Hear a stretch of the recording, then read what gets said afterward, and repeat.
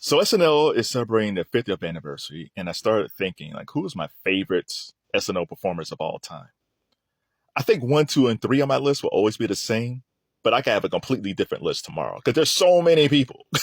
There's so many people I left off this list. Like I left off Jason Sudeikis and Cecily Strong and Dan Aykroyd and Adam Sandler and Chris Rock. Like there's so many people.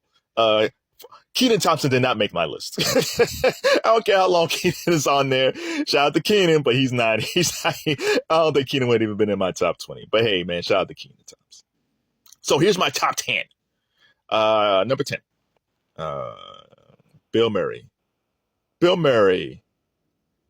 Okay, so the story about Bill Murray is very interesting because I think Bill actually auditioned for the first year, but he didn't make it. There was a lot of people because there was that whole Second City crew that was in Chicago and Canada.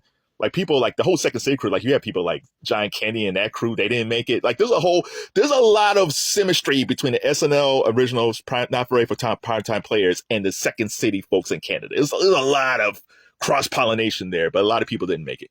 So Bill didn't make it that first year. Chevy Chase leaves after the first season, then Bill gets in and he killed. The whole lounge singer thing, Star Wars, nothing but Star Wars. The whole Luke sketch where, where he's messing around with Gilda Radner looking down her dress saying she got like speed bumps. It's so funny. And then Bill goes off and he does Meatballs, Stripes, one of my favorite movies. Ghostbusters 1, one of my favorite movies. Ghostbusters 2, he does Groundhog Day, another one of my favorite movies. What about Bob? And then he becomes a dramatic actor. He does Lost in Translation with Scarlett Johansson. He does the Wes Anderson films. It's like, you didn't see that coming. The same guy who did Stripes ends up becoming a dramatic actor.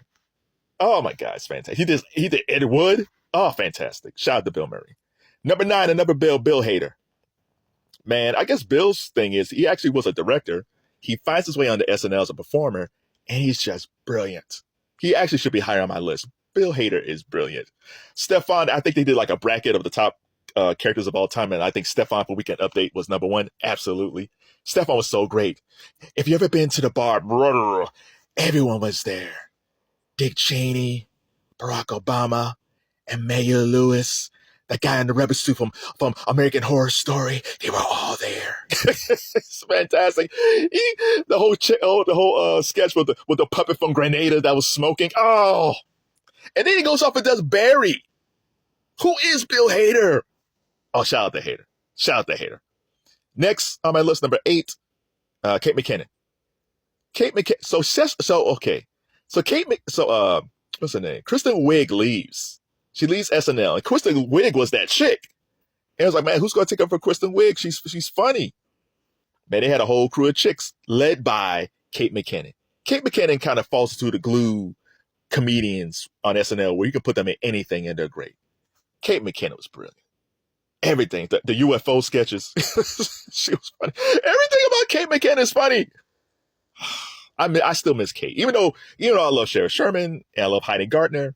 But they got a lot of really good funny comedians now. But Kate McKinnon was just different. And shout out to Cecily Strong. I wanted to push Cecily on my list, but I couldn't fit her in. But Cecily was almost just as good as Kate. And I think if Kate wasn't on there, there was no Kate and it was Cecily Strong, Cecily would have been great as well. Shout out to Maya Rudolph, who didn't make my list. So, there were so many funny comedians, but shout out to Kate McKinnon. Number 7, Mike Myers. I think we forget that Mike Myers is on the show sometimes. Like he was more than just Wayne's World. Mike Myers was just brilliant. I think because he was so good, like in Austin Powers. I loved Austin Powers. Austin Powers, and he has all the success in films that you kind of forget that he was a really talented, funny comedian on that show. And I think we forget about that. And shout out to Dana Carvey. He didn't make my list, but Dana and Mike, they were just great. So shout out to Mike Myers, man. And he's such a low key guy. I think that's part of it, that he really doesn't bring a lot of attention to himself when he's not performing. So shout out to Mike Myers. Number 6, Chris Farley. The Blueprint was John Belushi, and Chris Farley was Belushi Part 2. And I don't think they found another guy since that was like Chris Farley. He lived fast like Belushi. He was funny like Belushi. Chris Farley's just one of those people where he didn't have to say a word and he's just naturally funny. Some people are just like that. Like Bernie Mac is like that. Just people who just, as soon as they start talking, they're just funny. You know, the whole van by the river is still fantastic.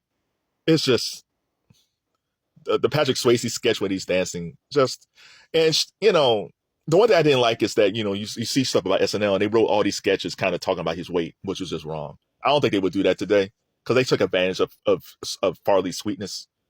But Farley was so funny and he died too soon. Like he had that drug habit and he couldn't kick. And he was supposed to do the Fatty Arbuckle story. I think Fatty Arbuckle was like the first big guy star in film. I think that was from the silent movies, and he was supposed to do that. And I think if he would have done that film, I think that would have turned Farley's life around. But rest in peace, Chris Farley.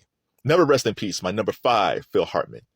Phil Hartman, he was sleeping, and his wife took him out, and then she took him out because she was just all messed up. I love Phil Hartman. He is the greatest glue guy ever on SNL. Glue guys are just people who doesn't have to be the star of a sketch. You just put them in there and they just fit in and just kill. He's like that. Dan Aykroyd's like that. Jason Sudeikis is like that. Who else is like that? Just there's another guy. Daryl Hammond is like that. Just doesn't matter. You just, hey, put Phil in there, and Phil's great.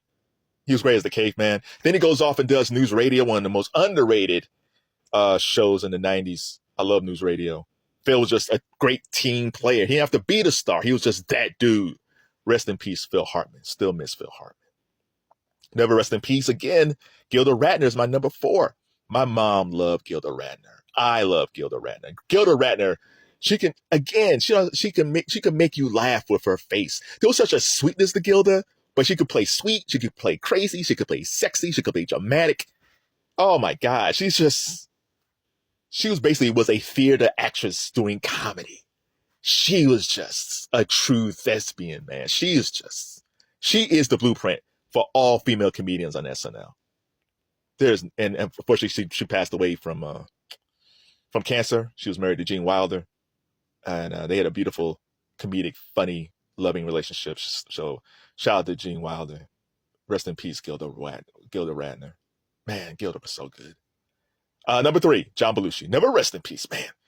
John Belushi wasn't funny because he was fat. He was just funny.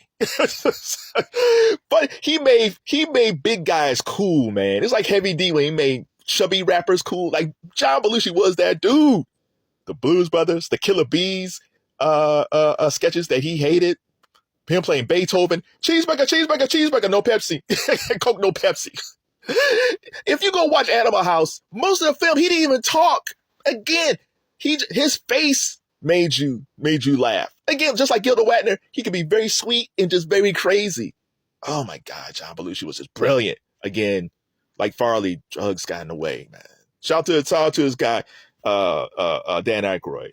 They wanted to do the Blues Brothers, but Lorne Michaels didn't like it, and it was running short one episode, and it was like Blues Brothers, and they did it, and it killed. So it proves that Lorne Michaels doesn't know everything. Now again, Lorne Michaels is super successful, but it doesn't mean he knows everything. Rest in peace, Belushi. Number 2, someone that's alive, Will Ferrell. Will Ferrell is just amazing.